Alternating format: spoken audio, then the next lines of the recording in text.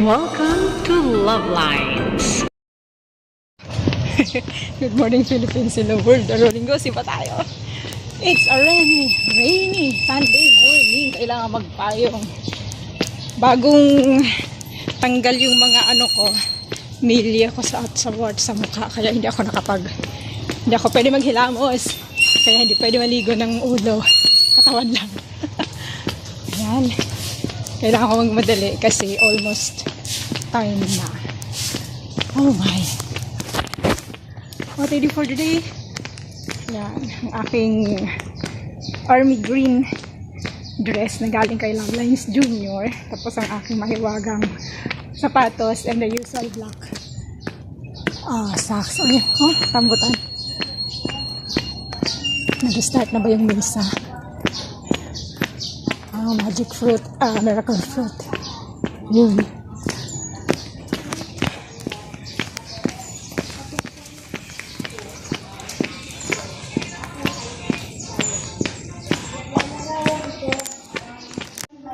Ay, nag-start yung ano.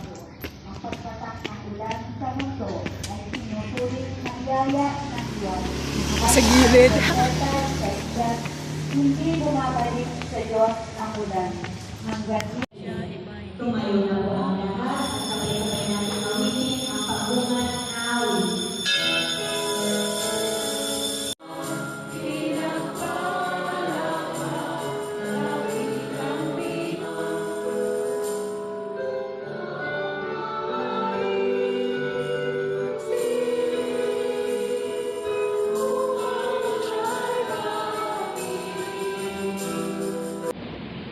Pagpapalaya mula sa aklat ni Propeta Isaías.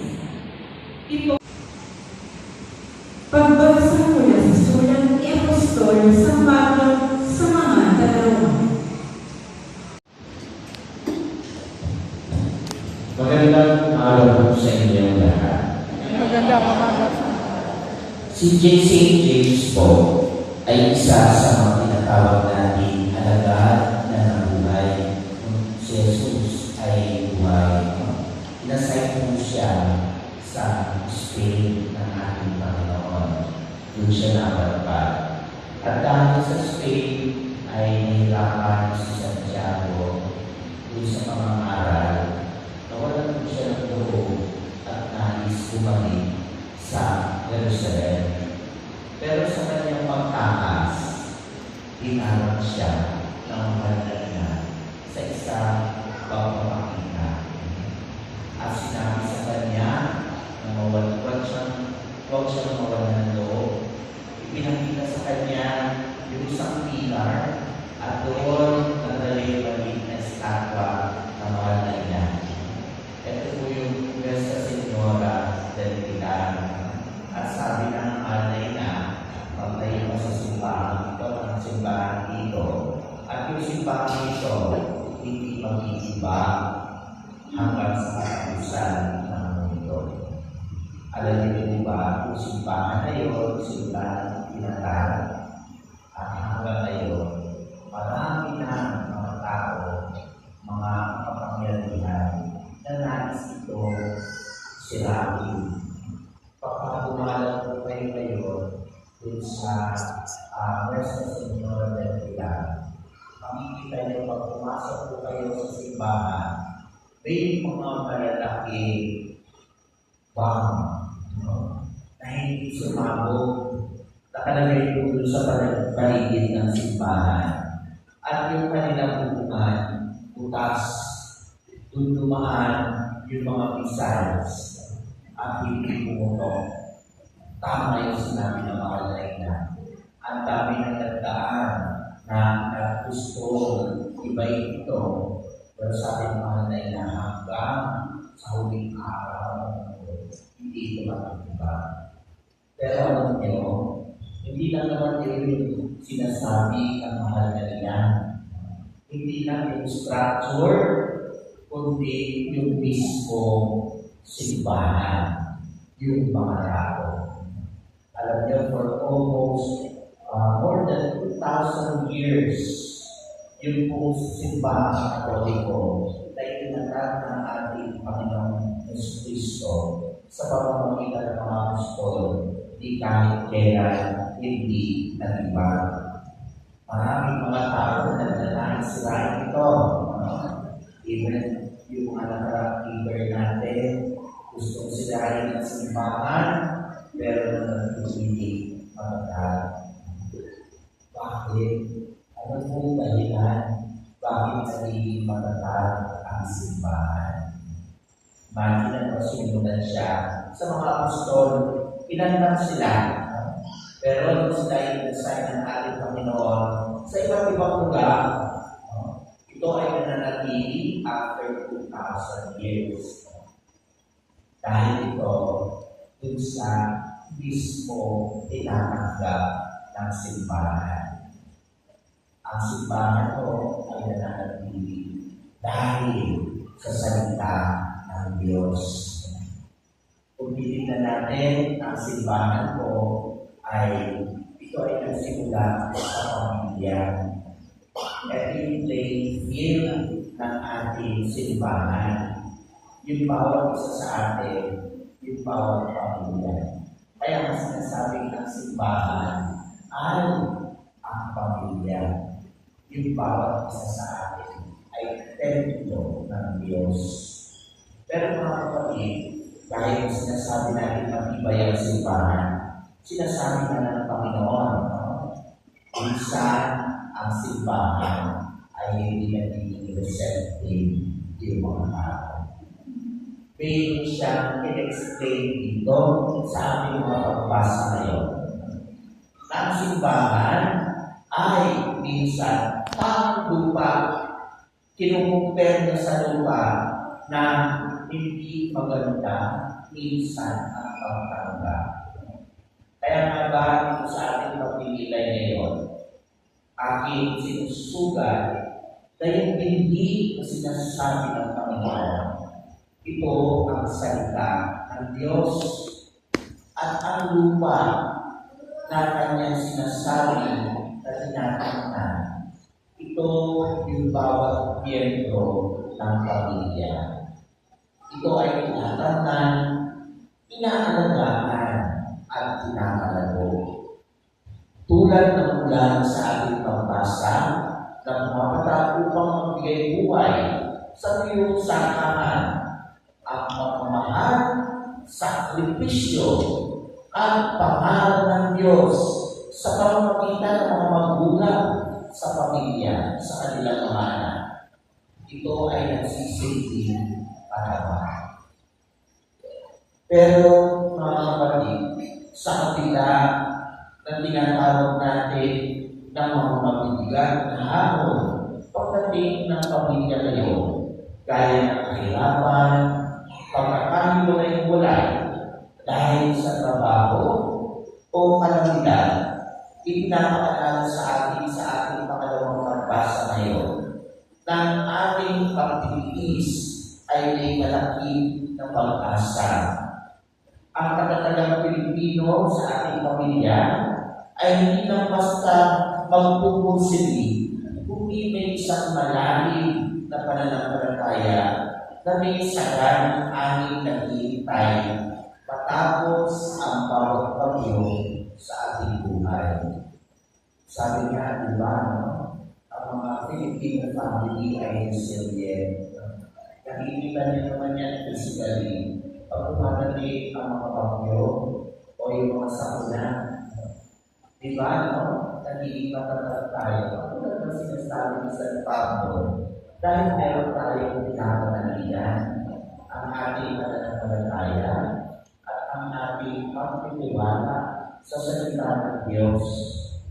Pero ngayon naman, inahanap tayo sa ating Ebanghelyo ngayon na sumiin ang kalidad ng lupa sa loob ng ating sariling tahanan. Madalas ang ating pamilya ay nagiging parang tandaan, katulad ng sinasabi dito sa ating kwento.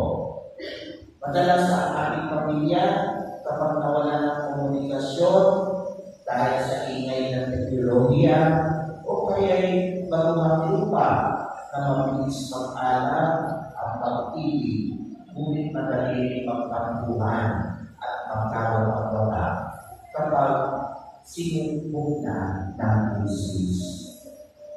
Ito yung nangyayari sa family, diba? Imbis naman sa buhay natin, ang buhay ng pamilya. Pagkakataon din ang sasakalan tayo sa pamilya. Dun sa mga tinig ng labis na pag-alala sa pera at sa material na bagay. Hanggang mawalan tayo ng oras sa pakikinig sa kapwa at sa pananalangin. Alam mo po, may mga pamilya ngayon, no? Na minsan, yung anak niya hindi na alam, nagsasuffer pala. Lalapitan kakatuhin ng anak, dahil may sasabihin ako sa'yo. Mami, may sasabihin ako sa'yo. Kakanamun na anak, pagod na si nanay. Ang dami ng trabaho, pag mali ako, hindi ako mapupulong. Wala tayong pera. Minsan, yung natin pinipin. Pero paano natin pinangalan yung anak natin? Nang naaayon sa puro ang aral ng simbahan. Isa na nakakakuha ang mga kailangan ngayon. May mga pamilya na grabe ang support doon sa anak ng pagdating sa sports. Iba na si Ayala. Oras sa bawat isa. Importante yun. At hindi paalala ng Panginoon sa atin bilang mga individual na tinitignan natin ang ating Panginoon bilang miyembro ng pamilya. Siya yung ating amakiya na dapat bumasin ang loob natin kung sa ating kaluluwa, ang ating pag-isip at buong pagkatao para isipin ang salita ng Diyos. Kaya mga kapatid, ang tawag sa atin ngayon sa linggo ito ay maging mabuti na lupa.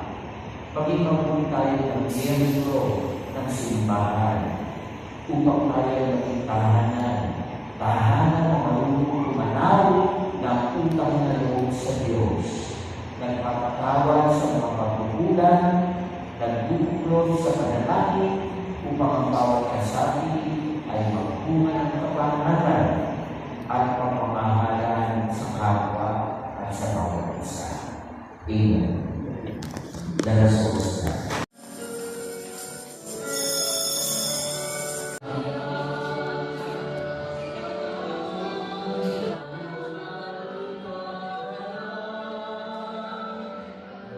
Alright. Word for the day. Ano nga ba yun? Words for the day.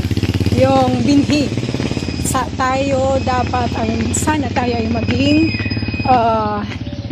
mabuting lupa para yung binhi ng salita ng Diyos ay tuminto ng mas sagana sa ating pamilya. Okay, lakad ako mag-isa. Ilagay ko niya kasama ni Mama, kaya isa ko lalakad papunta doon. Hindi obvious gaano yung nasa ko, pero ayan, yung aking mukhang tinanggalan ng meal, in-osterize. Ano yun? Osterize? Ano ba yung term na yan? Sinunog, dinukot yung maliliit na butil-butil sa loob ng skin. Okay, thank you so much once again everyone. Happy Sunday. So, sana ay magbunga tayong lahat. Maganda yung sermon ni Father nandoon. Sana i-review na lang ninyo. Maganda yung pananalig natin na Christian.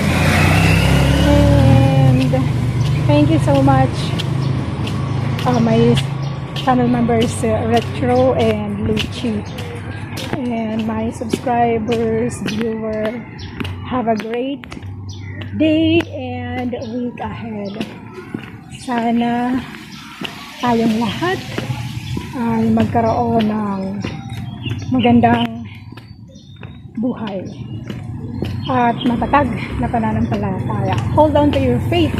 Nawala ng pag-asa si Santiago, pero nagpakita sa kanya si Mama Mary bago bago pa siya makaalis ng Spain. At hanggang ngayon daw, ano man ang mangyayari, hanggang sa katapusan ng mundo, ay hindi mawawala yung simbahan na yun. Hindi masisira. Bomba at kung ano pa doon. Nasa kwento yung, ano yun, nakalimutan ko, Nuestra Señora del Pilar. Yun, doon ang simbahan ng Spain. Okay, so once again, thank you. Have a good day. God bless. Don't forget, God bless you and your God's beautiful creation. Thank you once again, Retro and Luchi, my channel members. And if you wanna join the channel, hit the join button. God bless everyone.